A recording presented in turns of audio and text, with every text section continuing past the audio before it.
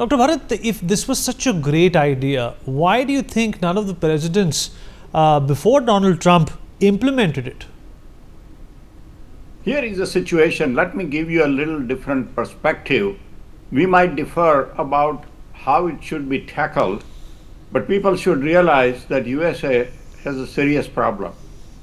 In year 2024, the trade deficit was around $980 billion.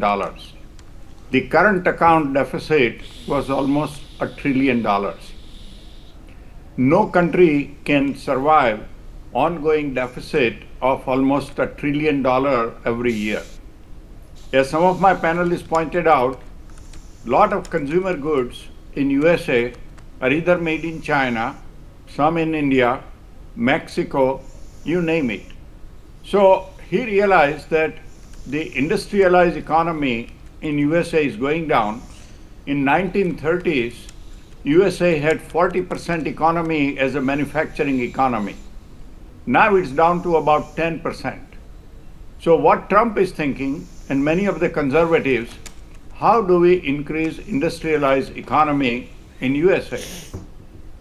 Now there are different trade barriers that are laid down by different countries to try to protect themselves. True, everybody is trying to look at their own national interest, but now Trump is asking, what about the national interest of USA? For example, if you export rice from USA to India, there is a 70% duty. But when basmati rice is imported from India into USA, it's only 2.5% duty. So he's trying to level the playing field.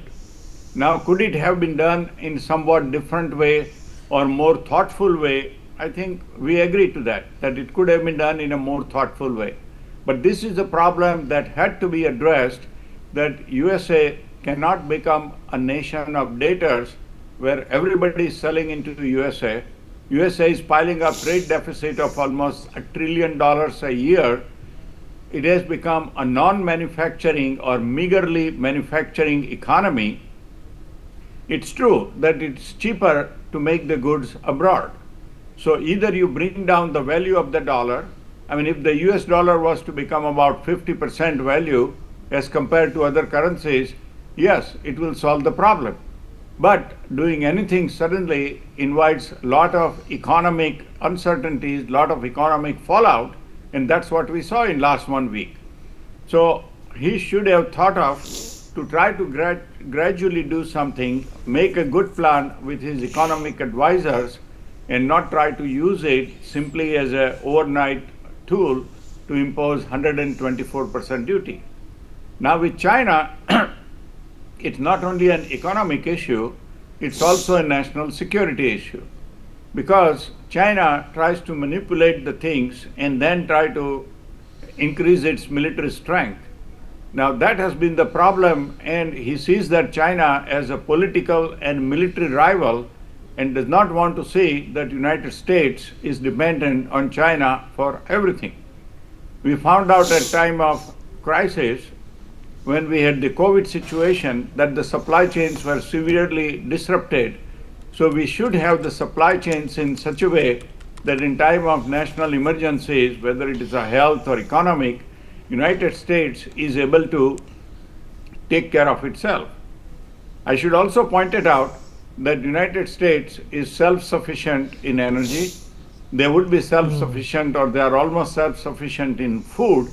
So it's mostly the industrial goods, or especially consumer goods, that United States is not dependent on many other countries.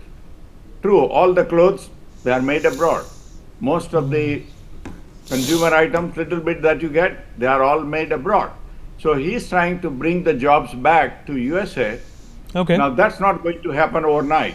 It's going to take time, several years. So a well thought out plan between Congress and the President of USA to try to bring the jobs back to USA and make USA self-sufficient probably would have been more desirable. All right.